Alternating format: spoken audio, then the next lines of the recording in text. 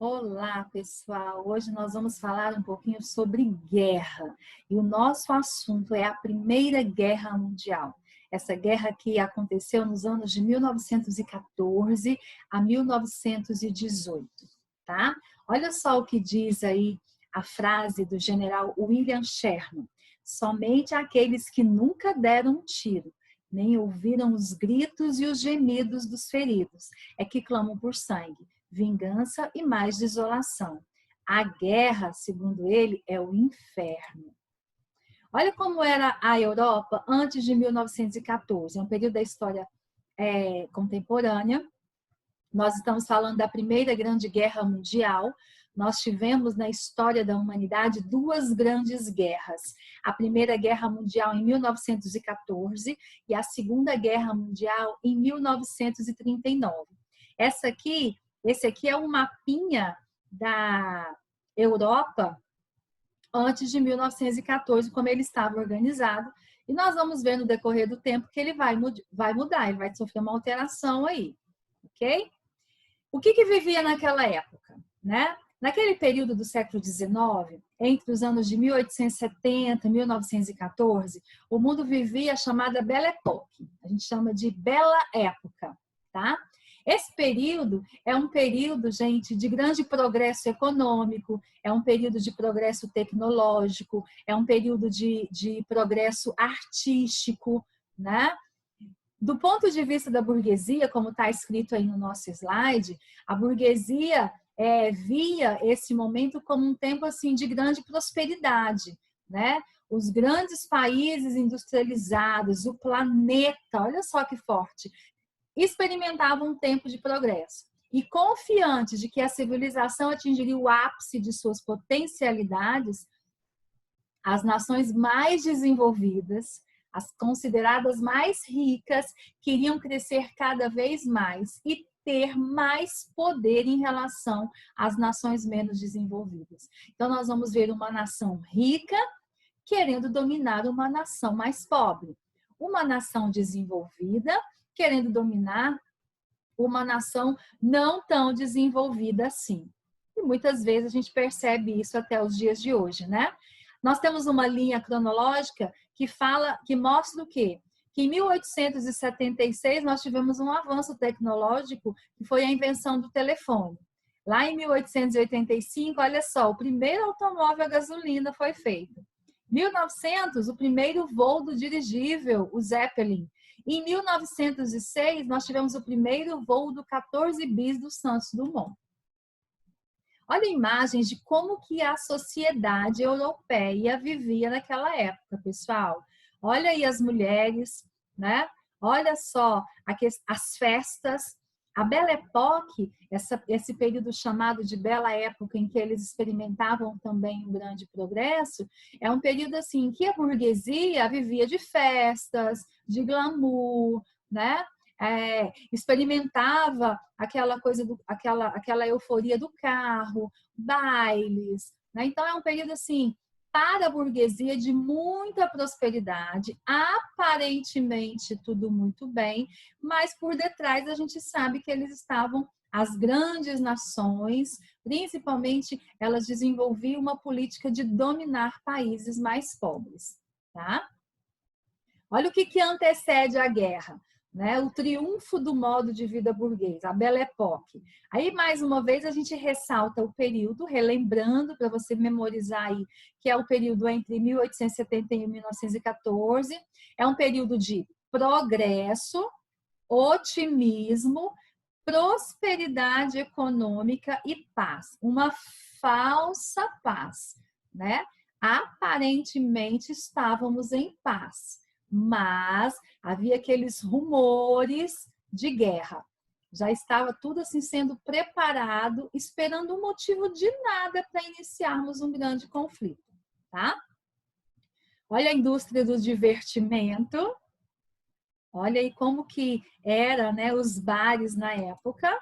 Aqui nós temos uma imagem da cidade, da vida urbana. Então, nesse período, nós vamos ter uma diminuição da jornada de trabalho. As pessoas passaram a ler mais livros, as pessoas passaram a frequentar, né, parque de diversão e cinema. Isso tudo relacionado a essa bela época, né? Vamos ler mais, vamos para o cinema, um momento de diversão mesmo. Olha a cultura da moda, mulheres. Essa era a cultura da moda na Belle Époque. Aqui nós temos alguns progressos tecnológicos. Aqui nós temos a primeira locomotiva a vapor, 1804, do Richard Trevithick. Olha a primeira locomotiva. Aqui nós temos, né, o Samuel Morse, falei errado, hein? Em 1835 ele construiu o seu primeiro protótipo funcional de um telégrafo. Olha como é que era o primeiro protótipo, né? Samuel Philembreze Morse, criador do telégrafo. Olha o Alexander Graham Bell. Em 1876 ele apresentou o telefone e patenteou seu invento. Olha aí o primeiro telefone, criado pelo Graham Bell. Aqui a gente tem o Carl Friedrich Benz. Ele foi um engenheiro de automóveis alemão. Ele desenvolveu em 1885 o automóvel movido a gasolina. Olha como era o automóvel. Aqui nós temos o Zeppelin, né? Aqui a gente tem o primeiro dirigível, o Ferdinand Adolfo von Zeppelin, por isso o nome, que era um militar e general alemão. Ele realizou o primeiro voo do dirigível em 1900. A gente tem ao fundo uma imagem bonita do Rio de Janeiro na época, né? Aqui a gente tem o Ford T, que foi lançado em 1908, foi um dos carros, né, um dos primeiros carros populares. Ele foi popularizado na indústria automotiva. Ele tinha uma velocidade máxima de 50 km por hora. Esse foi um dos primeiros carros feitos em grande produção, né? Numa linha de produção, por isso o nome Fordismo. Aqui nós temos o Alberto Santos Dumont, né? Que era um astronauta, era uma aeronauta esportiva, astronauta, aí, professora, um aeronauta, um esportista, considerado o inventor do dirigível, do avião e do ultraleve. Ele foi o primeiro a decolar a bordo de um avião impulsionado por um motor a gasolina. Aqui a gente tem a imagem do 14 bis. E o avião, na Primeira Guerra Mundial, ele foi usado na guerra, né? O intuito não era esse, não foi criado para a guerra. Porém, né, durante a Primeira Guerra Mundial, o avião foi uma ferramenta, foi um instrumento de guerra. Aqui a gente tem a grande história do que nós chamamos Titanic. Ele saiu de Queenstown, né, em rumo a Nova York. Aqui você vê a localização onde ele afundou. Já dizia, né, infundável, dizia um folheto publicitário de White Star Line, na madrugada do dia 15 de abril de 1912. A ideia é de que nem Deus afundaria o Titanic. Você tem aí as dependências de um dos maiores navios da época e que por causa de um iceberg, né, ele foi tragicamente mar adentro. Aqui a gente tem características de como que era o navio, imagens dele no fundo do mar, o número de tripulação, né? A gente tinha a primeira classe. Da primeira classe, olha só, gente, 325 passageiros, 38% morreram e 62% sobreviveram. Da segunda classe, dos 285 passageiros, 42% morreram e 58% sobreviveram. Da terceira classe, que é o povo mais pobre, que foi lá na terceira, aqui, ó, você vê o númerozinho onde eles estavam, nós tínhamos 706 passageiros e morreram 75% desses passageiros, só 25%. E a tripulação, você percebe aí que a maioria da tripulação morreu, né, quando o Titanic afundou. Olha os fatores que levam à guerra. Toda guerra ela tem um fator, ela tem um motivo, né? Toda briga ela tem um motivo. E os fatores da Primeira Guerra Mundial, a gente chama-se um deles corrida imperialista. Aqui esses homens aqui, ó, representam, né, os países desenvolvidos, os países como Inglaterra, França, Alemanha, Prússia, Estados Unidos, Japão. E nesse período do imperialismo, um dos territórios muito disputados era a África.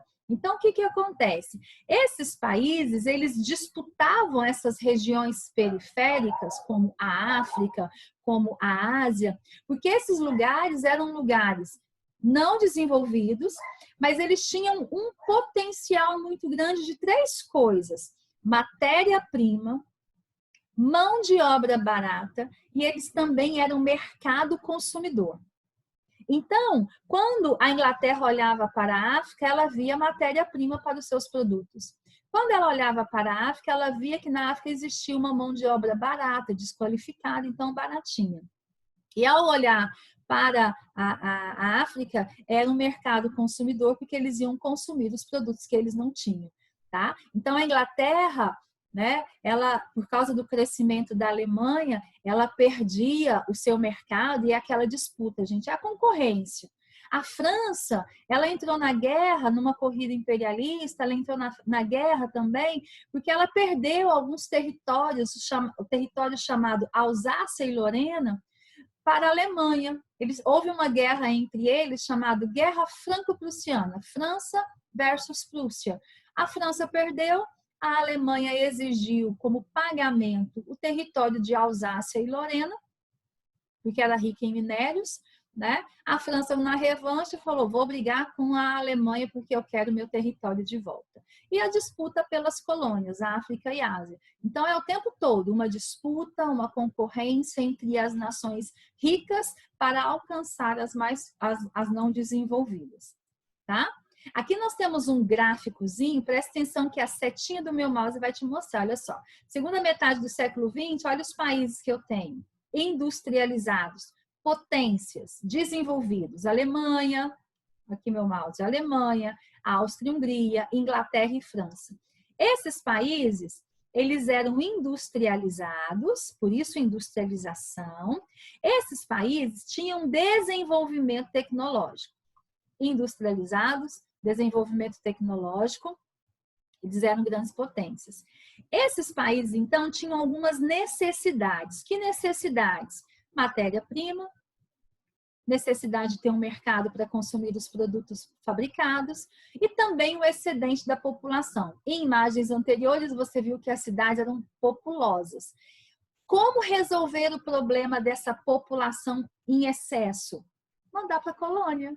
Eu pego essas pessoas, envio para uma colônia na África, resolvi o problema. Lá essa pessoa vai trabalhar, vai ser, né? Vai ser alguém de confiança, vai ser um branco lá na África e vai se achar superior e vai conquistar e também vai dominar em nome da Alemanha, da Áustria, Hungria, da Inglaterra ou da França. Era fundamental.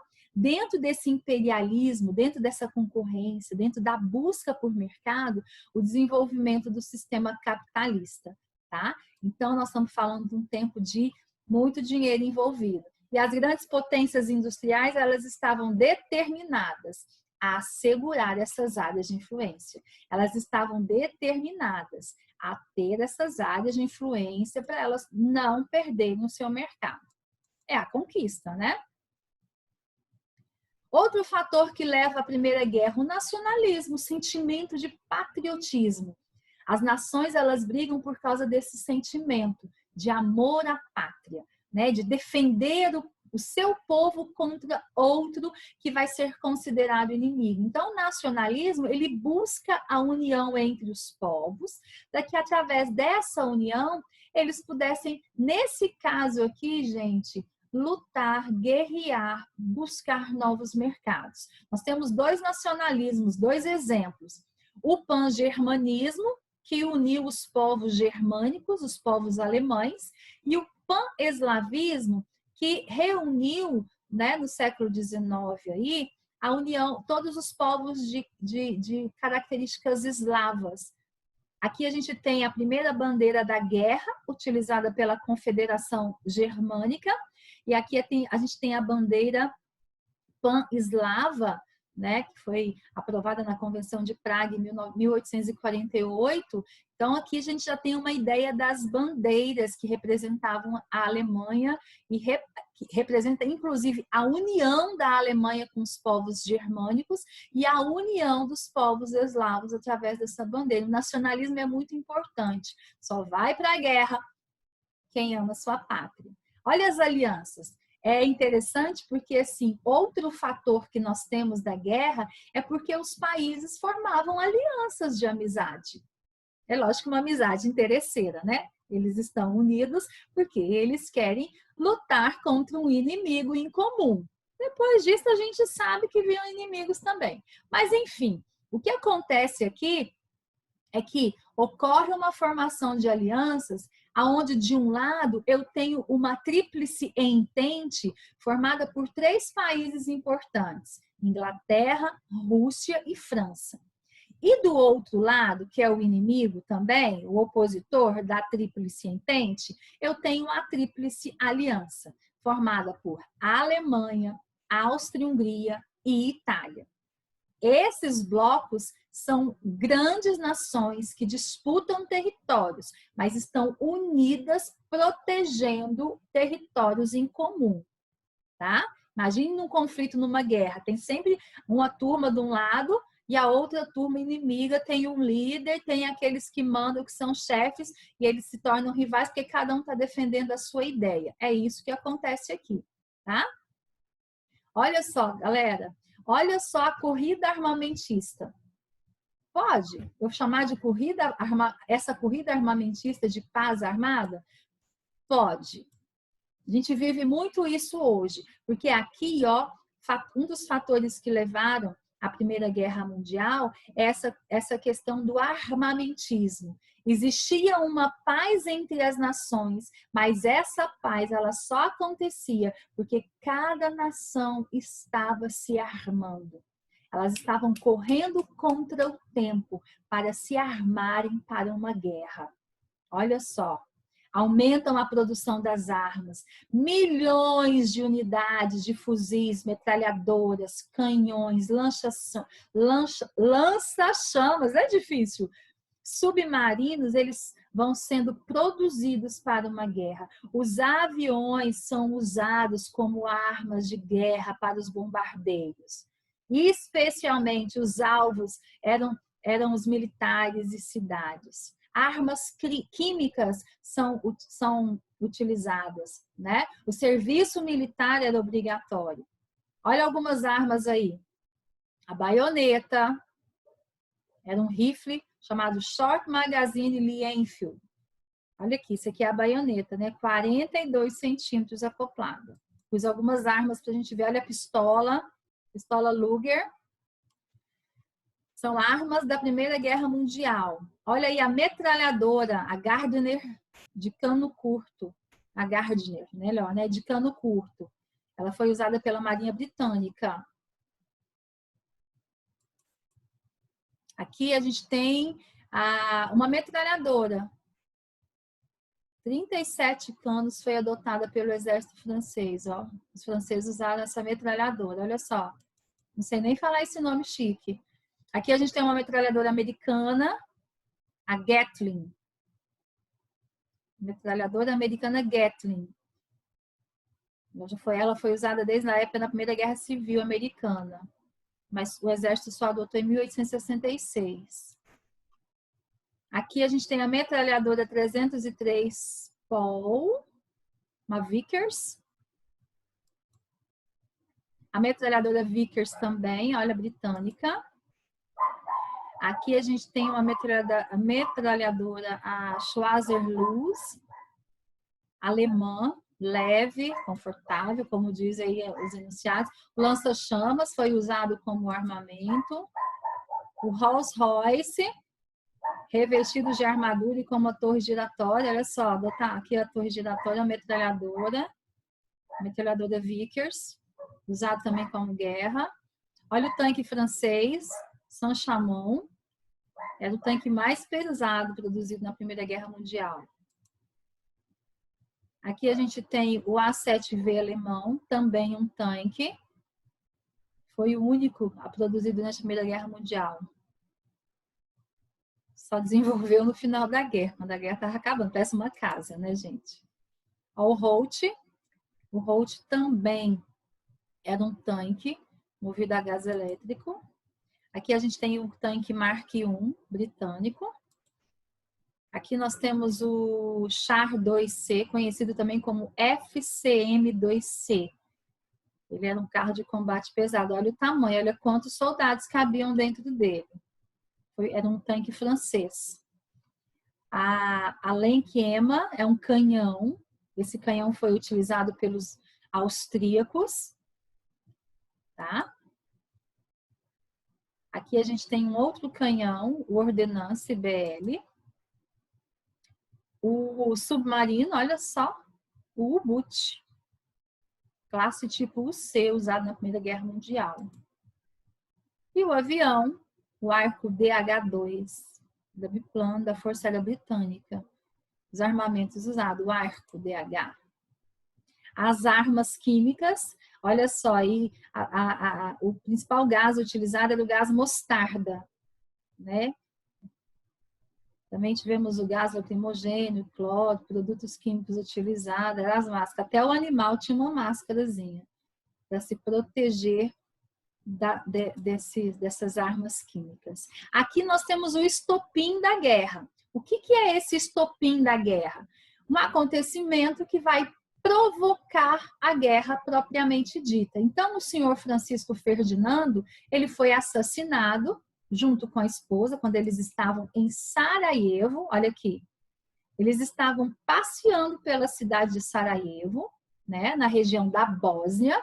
Essa região de Sarajevo, na Bósnia, ela é uma região que a Áustria-Hungria queria dominar, né? A Bósnia era considerada um país não desenvolvido, então ele queria dominar, e foi passear na cidade a carro aberto. E esse senhor aqui, ó, um nacionalista chamado Gravilo Príncipe, né, na hora da passeata, acabou matando o Francisco Ferdinando, e isso foi motivo para desencadear a guerra de 1914 a 1917. Existiam coisas piores, esse não é um motivo para dizer vamos iniciar uma guerra mundial, mas eles precisavam de um estopim, precisavam de uma última gota no copo para a água transbordar e eles iniciarem a guerra. E esse foi um dos motivos. Ok? Aqui a gente tem uma foto da prisão, né, do Gravilo Príncipe, né, sendo preso depois de assassinar o Francisco Ferdinando. A guerra vai acontecer em 3 grandes fases. Guerra de movimento, a segunda fase, guerra de trincheiras, e a terceira fase, quando os Estados Unidos entram na guerra e a Rússia sai.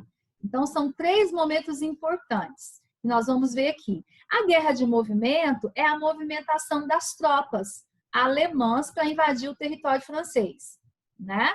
Só que para ir para o território francês, tinha que passar pela Bélgica. Aí eles invadem a Bélgica, a Inglaterra pega e declara guerra, porque a Bélgica era protegida da Inglaterra. Gente, começa aqui, né? A guerra de movimento, eu digo para facilitar, que é a movimentação das tropas no campo de batalha. Bom, vou atacar a França, passei pela Bélgica, pisei no calo da Inglaterra, declarou guerra. Não, a guerra começa desse jeitinho, desse motivo. Aqui é a guerra de trincheiras. Quem assiste filmes de guerra aí já deve ter visto né, as trincheiras. Ela tinha pouco mais de 2 metros de profundidade, cerca de 1,80 de altura. À frente e atrás elas eram fileiras, tinham sacos de areia aqui, ó, quase 1 metro de altura, para aumentar a proteção. Ainda tinha um degrauzinho aqui, ó, para eles darem um tiro. Então, os sentinelas, os vigias, na hora de atirar, olha como era. Olha aqui, pessoal, como que era. Olha a latrina. Os banheiros eram latrinas, ó, buracos no chão de 1,5 metro de profundidade. Aí, quando estava quase cheia, como fala aqui, aí eles colocavam terra por cima. Os soldados é que faziam isso. Uhum. Ai, ai, que serviço, hein? Olha só, quando não dava tempo de chegar até a latrina, olha que interessante. O jeito era mandar ver na cratera de bomba mais próximo. Não era fácil essa vida na trincheira. Aqui nós temos, você está vendo aí os espaços dentro, no subsolo mesmo da trincheira. né? A linha de frente não era a única, havia outras linhas, né? Existiam postos de trincheira, tanto de um inimigo quanto de outro, tá? Eram abrigos mesmo subterrâneos em céu aberto e tinham essas galerias aí. Olha o terror da trincheira, isso é bem triste, né? Porque a vida na trincheira era insuportável, a vida da guerra era insuportável, né? Os soldados, quando perceberam onde eles foram parar, muitos, tenho certeza, se arrependeram, né? Era para deixar qualquer um louco mesmo. Então, alguns se feriam, né? Aí eles se feriam para ser mandados para casa. Aí, quando se descobria que era só uma farsa, que ele tinha feito isso só porque ele queria ir para casa, ele acabava sofrendo, inclusive, além de ser preso, ele podia ser punido com fuzilamento. Alguns ficavam tão desesperados que eles saíam da trincheira para que o inimigo matasse ele mesmo, para que ele fosse alvejado, porque ele não suportava. Era um local enlouquecedor, né? Olha só, mais uma imagem da trincheira. Era uma proteção barata, eficiente, os sacos de areia eram capazes de barrar os tiros dos inimigos, né? As balas na época só penetravam 40 centímetros nesses sacos. Era muito útil, cada soldado sempre carregava 2 sacos vazios que podia encher rapidamente para se proteger. Então ele mesmo pegava a terra, colocava no saco para colocar ali e se proteger. Essa era a vida na trincheira. Sem falar os ratos, as baratas, os mortos. Olha aqui a alimentação deles, ó. Olha só como é que era. Olha como que era aqui, ó, tá vendo? Corpos em decomposição enterrados em covas rasas. Olha como que era a situação, perto da trincheira, o que atraía ratos, que proliferavam sem controle, que transmitiam doença, que roubava comida do soldado, que roía o corpo ferido. Pensa na falta de higiene, o piolho na época, a febre, as doenças. Mais de 10% dos soldados morreram das doenças e não da guerra, né? 10% morreram de doenças provocadas pela falta de higiene na trincheira. Aí a saída da Rússia é a terceira etapa, né? Em 1917, a Rússia ela se transforma num país socialista. Em novembro de 1917, a Rússia definitivamente se torna um país socialista, depois de uma revolução, a chamada Revolução Russa. Então, ela assina um tratado de paz com a Alemanha e sai da guerra, tá? É claro que para assinar esse tratado de paz e dizer para a Alemanha não quero lutar mais, ela perdeu alguns territórios, né? A Alemanha aceitou a saída, olha só, aceitou a saída da Rússia desde que ela cedesse alguns territórios para a Alemanha. E a Rússia também, gente, não tinha condição de ficar na guerra. Em abril, submarinos alemães atacam os norte-americanos e os norte-americanos, então, em abril de 1917, entram na guerra, tá? O U-Boot, o 20, afundou o RMS Lusitânia, tá? Os historiadores acreditam que ele carregava 10 toneladas de armas para levar para a Inglaterra. Isso foi um alvo, né? Os Estados Unidos, então, se sentiram doídos porque o Lusitânia foi afundado. Então, eles declaram, até 1917, nós não tínhamos a participação dos Estados Unidos. A partir de 1917, eles entram na guerra, com novos armamentos, com recursos, com soldados e gente. Aí, muda-se de lado e a tríplice entente, formada agora por Estados Unidos, França e Inglaterra, vence a guerra, tá? Em 28 de junho de 1919, os alemães vão se render, assinando o Tratado de Versalhes, né? Toda a culpa da guerra recai sobre a Alemanha. Ela é obrigada a cumprir muitas exigências, foram impostas a ela, né? Porque considerada culpada, ela vai ter que pagar pelo prejuízo. E esse prejuízo é o que vai gerar lá na frente a Segunda Guerra Mundial. O Tratado de Versalhes foi muito vergonhoso para a Alemanha.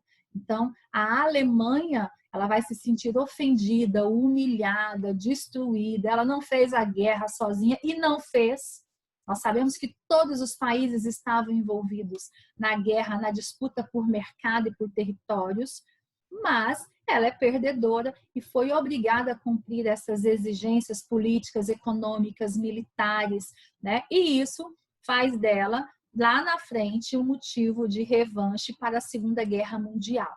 Olha o Tratado de Versalhes, o que fazia a Alemanha, ó. A Alemanha admite a culpa, é responsável única da guerra. Ela proíbe a união da Alemanha com a Áustria, não pode ter união entre esses países. Ela é obrigada a reparar financeiramente os países da Entente, os países, né, que ganharam a guerra em 132 milhões de marcos ouro. Ela é obrigada, a Alemanha, a devolver as regiões que ela tomou da França, Alsácia e Lorena. As colônias na África foram incorporadas à Inglaterra, à França e à Bélgica. Aquelas colônias eram da Alemanha, elas foram incorporadas para essas nações. As colônias do Pacífico passaram para o domínio japonês e inglês, e o exército alemão foi reduzido a 100 mil homens, só para proteção se ocorresse alguma coisa. Isso era uma humilhação para os alemães, né? Essa era a forma de os vencedores trazerem a paz.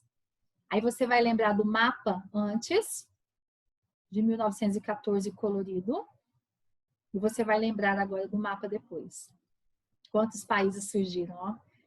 Finlândia, olha aqui a Estônia, esse território foi cedido, né? A Rússia, quando saiu, ela pagou com esse território. Letônia, Lituânia, ó. O mapa europeu foi redesenhado.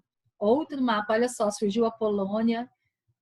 Olha quantos países surgiram depois da Segunda Guerra Mundial na divisão. Vamos dividir o mundo, a guerra acabou, né?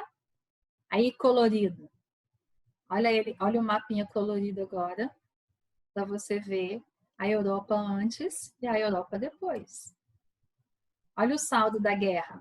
A economia entrou em crise, os Estados Unidos surgiram como potência, os Estados Unidos vai dominar o sistema monetário com o dólar, a Europa vai estar em crise, né? A produção agrícola vai diminuir, 8 milhões de pessoas morreram, 20 milhões de pessoas ficaram inválidas, 30% da riqueza foi consumida pela guerra na França, olha só.